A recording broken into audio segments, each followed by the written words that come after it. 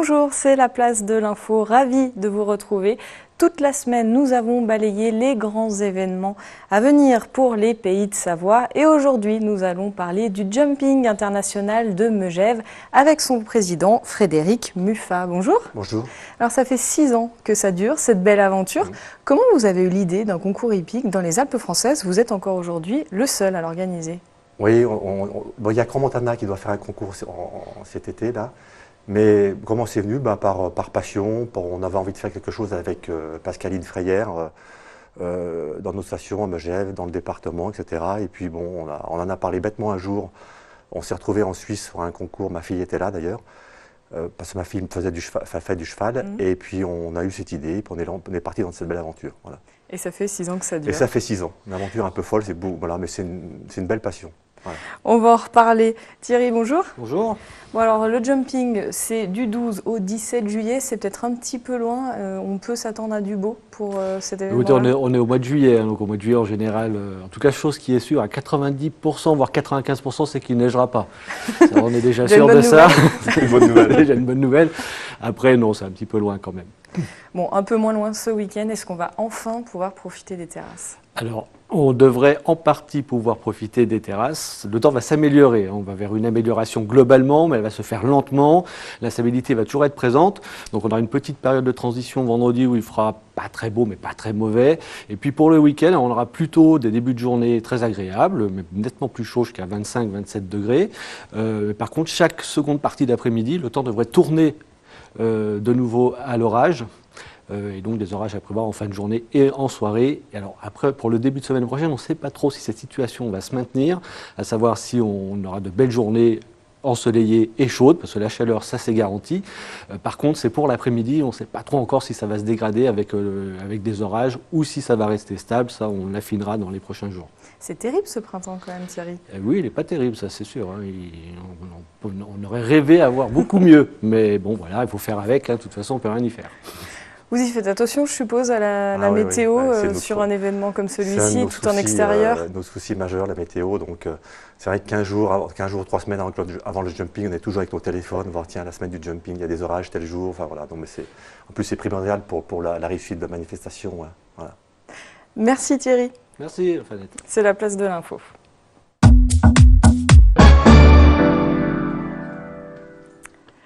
Alors, Frédéric Muffat, du 12 au 17 juillet, près de 25 000 personnes, voire 30 000 sont attendues à Megève pour le jumping international.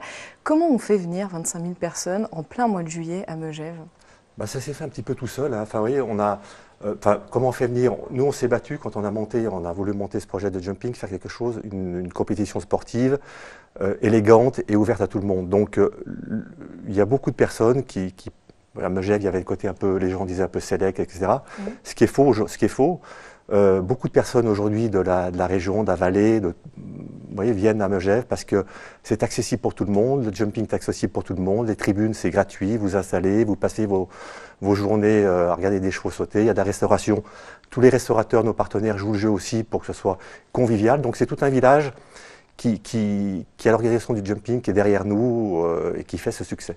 Et alors ce qu'il faut dire, c'est que toute l'équipe est bénévole. Oui, absolument. Absolument. Et ça, c'est important dans l'esprit du jumping. Je pense que c'est ce qui fait la réussite du jumping aussi. On a tous nos occupations professionnelles. Et la partie du jumping, on est tous bénévoles. On fait ça bénévolement pour notre station, pour la région, etc. Et puis par passion du sport équestre aussi. Quelle nouveauté pour cette édition 2016? Nouveauté, vendredi soir, donc il y aura une épreuve, c'est le prix du champion. C'est une épreuve un peu où il y aura une bonne ambiance, faut venir la voir. C'est comme dans le ski alpin, c'est comme un slalom parallèle. Il y a 6 obstacles, il y a 2 cavaliers qui partent ensemble, premier arrivé, donc il y a des éliminations, etc. On va retrouver après le samedi le Grand Prix du Noyer, enfin le Grand Prix Cibar, qui est une épreuve extraordinaire où il y a beaucoup d'ambiance et on a facilement 3-4 000 personnes autour de la piste. Les chevaux, la dernière, on a arrêté à 2,10 m de hauteur. Et puis le dimanche matin, il y a le Grand Prix du Conseil Général. C'est un pro-am, c'est le Grand Prix du Conseil Général. Lequel il y a une épreuve, c'est un cavalier pro avec 2 enfants avec des poneys. Donc c'est sympa aussi, il y a une bonne ambiance. Et on termine l'après-midi avec le Grand Prix de la ville de Megève et Mont-Rothschild. Cet événement-là, il a vocation à aller jusqu'où? Est-ce que vous voulez encore développer les compétitions, faire venir encore plus de personnalités, encore plus de public? Alors, au bout d'un moment, on est saturé. On est saturé parce que le site, on ne peut pas agrandir plus. Puis même si on pouvait agrandir plus, prendre plus de chevaux, plus de cavaliers, on a des contraintes après au niveau des heures, parce qu'on doit finir le soir à 18-19 heures les épreuves. Après, au niveau sportif, cette année, on a augmenté le presse-monnaie pour arriver à un presse-monnaie d'un 4 étoiles. Passer l'étape au-dessus, 4 étoiles, ça ne nous apporte rien de plus. Après, c'est 5 étoiles. Et 5 étoiles, on ne le souhaite pas parce qu'on va enlever tout le côté convivial du jumping de Megève. Voilà. On ne pourra plus faire des gratuités, etc. Et puis, ce n'est pas le but. C'est pas le but. Le but, c'est que les gens se trouvent bien, qu'il y a pas de... On aura trop de contraintes techniques, c'est trop compliqué. Pour la station, c'est devenu un rendez-vous incontournable, c'est-à-dire que vous participez à la saison d'été de Megève et plus largement du Pays du Mont-Blanc? Oui, je pense. C'était un des souhaits, là, il y a 6 ans, quand on a le set jumping, c'était un petit peu de rebooster un petit peu l'économie en montagne été. Je pense que le jumping a contribué un petit peu. Et voilà, et on en est ravis et je souhaite que ça continue. Alors il y a un événement qui va vous faire de l'ombre ou pas, vous allez me dire, c'est le Tour de France. Il sera au Pays du Mont-Blanc cet été et notamment l'épreuve Sallanches-Megève le 21 juillet. Vous avez dû modifier vos dates et votre organisation. Oui, mais donc c'est super. Moi je suis un fan de vélo, donc je suis ravi que le Tour de France soit à Megève. En plus, il y a l'étape du Tour cyclo, etc. Donc c'est super pour Megève, pour la région, etc. Ça vous fait pas de l'ombre? Non, pas du tout. Pas du tout, pas du tout. Non, puis j'ai des copains qui sont... Non, c'est pas du tout. Et puis, oui, modifier au niveau montage, ça a été... on a surtout des contraintes pour le démontage. Donc le dimanche soir, dès que le Grand Prix est fini, on va, sur le coup de 18h, on démonte tout pour rendre la place propre le mercredi midi.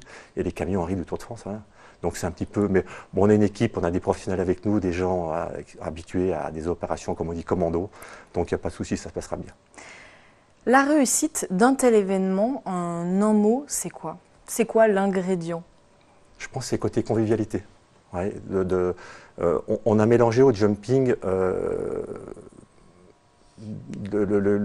des gens, enfin toute personne. Il y a le people, il y a le cavalier un petit peu mondain, et puis on a les gens qui se trouvent bien de Megève qui viennent. On voyait il y a 2 ans, Guillaume Canet qui buvait des petits verres de vin rouge avec les cochers de Megève, etc. Donc il y a toute une ambiance qui s'est faite, et voilà, c'est le côté un petit peu festif, sportif, convivial, et voilà. Donc je pense qu'il y a un peu l'ingrédient du jumping.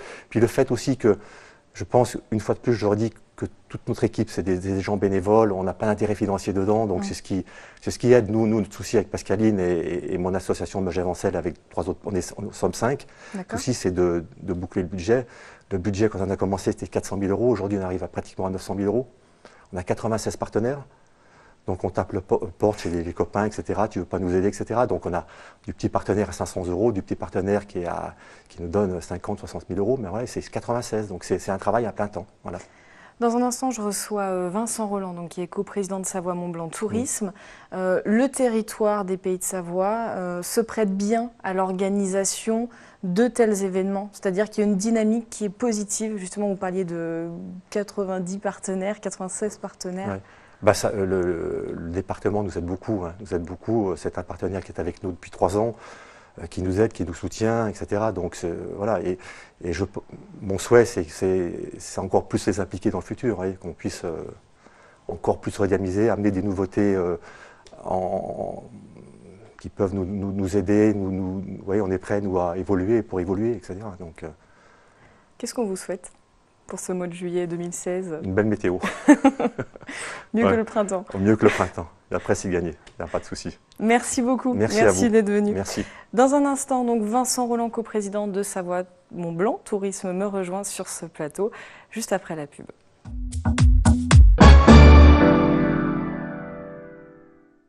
Vous êtes toujours sur 8 Mont-Blanc, toujours sur la place de l'info, et nous parlons toujours des grands événements.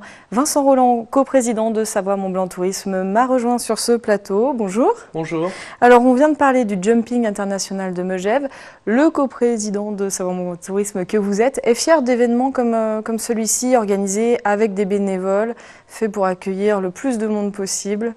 Bien sûr, puisque l'événementiel est au service de la fréquentation touristique, et vous avez raison de souligner l'importance qu'ont les bénévoles dans l'ensemble de nos manifestations et souvent, s'il n'était pas là, nous ne réaliserions pas d'aussi belles choses. Les grands événements, l'été, c'est encore plus important, si on peut dire, que l'hiver sur notre territoire? Oui, parce que l'hiver, je ne dirais pas que nous sommes en position de force, mais un peu quand même. Or, l'été, nous sommes en concurrence avec la planète entière et il faut, pour booster la fréquentation touristique estivale, trouver des événements qui à la fois donnent une image de la destination Savoie-Mont-Blanc et qui en même temps font de la fréquentation touristique sur le moment même de l'événement, parfois même un petit peu avant et un petit peu après. Je pense par exemple, et à tout hasard, au Tour de France qui sera très présent en Savoie-Mont-Blanc cet été. Un événement comme le Tour de France en Savoie-Mont-Blanc, c'est vraiment une vraie chance. C'est une vraie chance. Il vient donc à Albertville, à Megève, à Saint-Gervais, à Morzine et à Sallanches. J'en ai pas oublié, heureusement. Il reste donc dans le secteur pendant 3 jours et vraiment on va avoir une polarisation des médias sur la destination Savoie-Mont-Blanc d'une part, et puis ça permet de fixer les amateurs de vélo dans notre territoire, et donc ils consomment, et donc ça fait de la fréquentation touristique, et donc de l'emploi, et c'est très bien. Chaque année, Savoie-Mont-Blanc Tourisme soutient des événements partenaires. Comment vous choisissez ces événements-là? Alors il y a 2 critères majeurs. Le premier, c'est que l'événement corresponde à ce que l'on trouve en Savoie-Mont-Blanc lorsque l'on vient séjourner l'été.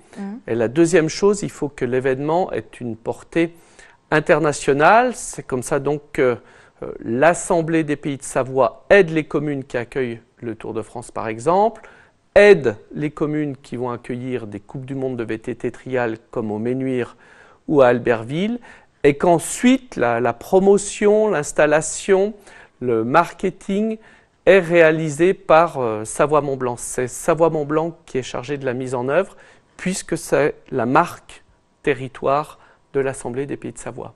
Ces grands événements passent beaucoup par le sport. C'est un vecteur important sur notre territoire. C'est un vecteur important, c'est une identité du territoire. Néanmoins, nous réfléchissons à ce que l'Assemblée des Pays de Savoie aille au-delà des événements sportifs. Il est arrivé qu'il le fasse à la marge, mais peut-être d'une manière un peu plus généralisée lorsqu'on a un événement, là encore, de portée internationale, sur le plan culturel par exemple. On pourrait imaginer à l'avenir être partenaire, en tout cas la commission ad hoc de l'Assemblée des Pays de Savoie est chargée d'y réfléchir. Mais ce qui est elle va y réfléchir rapidement. Après, dans la mise en œuvre, je ne préjugerai pas des décisions qui seront prises au sein de cette commission et ensuite au sein même du conseil d'administration de l'Assemblée des Pays de Savoie. Mais je crois que nous avons vraiment intérêt à porter les événements sur le territoire de Savoie-Mont-Blanc parce qu'ils sont un vecteur de communication évident, c'est un accélérateur de la notoriété du territoire. Ça, on le voit vraiment, c'est-à-dire que quand il y a un événement, il y a plus de monde, il y a plus de consommation, il y a plus de fréquentation, des hébergements, etc.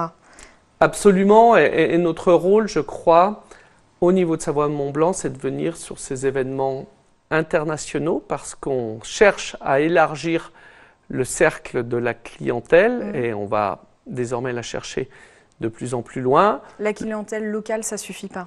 La clientèle locale ne suffit pas, il ne faut pas la négliger pour autant, attention. Et d'ailleurs, les départements, souvent, que ce soit la Haute-Savoie ou la Savoie, accompagnent les événements qui ont une portée plutôt régionale ou locale, car eux aussi ont leur place dans l'ensemble des animations et surtout de l'attractivité du territoire. Ils y participent également. Alors ces événements partenaires, je vais vous demander d'en citer un ou deux. Votre coup de cœur à vous? Moi j'aime beaucoup le vélo, alors je suis un amateur comblé, puisque au-delà de toutes les étapes que nous aurons du Tour de France, il y a le critérium du Dauphiné libéré pour lequel Savoie-Mont-Blanc est directement partenaire et il subventionne ou finance le maillot du meilleur jeune. Il y a le Tour de Savoie-Mont-Blanc désormais, les Coupes du Monde de VTT trial. Il y a une épreuve pour laquelle nous ne sommes pas complètement partenaires, mais sur laquelle il y a de la visibilité de Savoie-Mont-Blanc.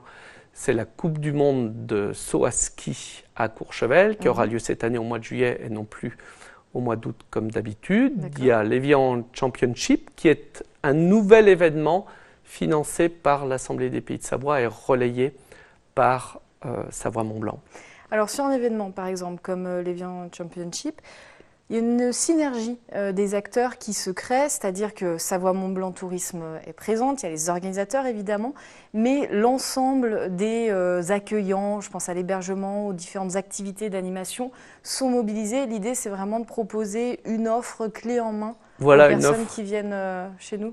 Une offre packagée, comme on dit, avec des tarifs spécifiques. Par exemple, pour l'Evian Championship, 2 jours, 1 nuit pour 2 personnes en petit déjeuner avec un hôtel avec vue sur le lac, c'est 256 €. Donc, avec la possibilité d'accéder aussi aux compétitions, on voit qu'il y a un effort de chacun de fait. Et il est bien normal que nos collectivités départementales et que la marque Territoire Savoie-Mont-Blanc soit partie prenante de ces événements. C'est un bel été qui s'annonce en Pays de Savoie. Écoutez, je vous dirai ça au mois de septembre prochain. Plaisanterie mise à part, on devrait connaître un regain de fréquentation cet été. La canicule de l'été dernier nous y aide également, puisque souvent, l'année suivante... Les touristes viennent chercher de la fraîcheur. Les touristes vont chercher de la fraîcheur. Ceux qui étaient venus l'été dernier étaient plutôt satisfaits du temps. Pour l'instant, la météo n'est pas de notre côté, mais tout ça s'équilibre sur une année. Comme on a eu beaucoup de pluie ce printemps, on peut espérer un été plutôt ensoleillé. Pas forcément très chaud, ce n'est pas souhaitable, notamment pour les glaciers, pour la pratique de l'alpinisme. Mais s'il est ensoleillé, les touristes seront contents, et nous aussi. Merci beaucoup, merci. Avant de se quitter, on fait un petit tour du côté de Chasles-les-Eaux dans le château des Comtes de Chasles, où l'on retrouve Alexis-Olivier Sbriglio, panier de chef avec le chef Pascal Collia. C'est dans une demi-heure. On regarde un extrait. Et tout le temps aux petits soins des clients, tu les connais, sont souvent des amis. Tu es un peu le grand géo ici. Ouais, un petit peu. C'est un peu à l'origine, j'étais animateur avec Club de vacances, mais c'est une bonne école. Non, c'est comme ça que j'envisage ma vie. Moi, j'aime partager, j'aime voir le sourire. Le vin, c'est du partage. Et oui, on fait des soirées œnologiques, des soirées littéraires. Sylvain Tesson a dit lorsqu'il est arrivé qu'il avait l'impression d'être dans une nef des fous. Et pour moi, on est des fous, mais des fous gentils. C'est un compliment. Voilà. Il a parlé d'une veillée bienveillante au coin du feu. Puis on a eu Daniel Picouli l'année dernière. On a Nelson Montfort qui est un ami de la famille. Mais des personnes connues puis moins connues. Mais en tous les cas, ce qu'on aime, c'est partager. Ce qui est fou ici, c'est qu'il y a une chapelle, presque un oratoire. Il y a cet endroit. Il y a les choses pour les enfants, les piscines, tout ce qu'on trouve dans un hôtel classique. Mais c'est plus qu'un hôtel, c'est une demeure. Oui, une demeure d'hôte. C'est vraiment le concept. Moi, le plus beau des compliments qu'on puisse me faire, c'est on s'est senti tellement bien chez vous, un peu comme à la maison. Panier de chef, c'est donc dans une demi-heure. C'est la fin de la place de l'info. Merci de votre fidélité. Merci à toute l'équipe. On se retrouve dans quelques minutes, le temps de la météo de Thierry Paulme pour le JT. Nous irons notamment au sommet de l'Aiguille du Midi qui connaît un véritable renouveau.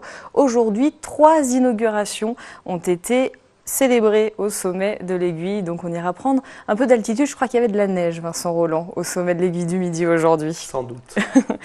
À tout à l'heure.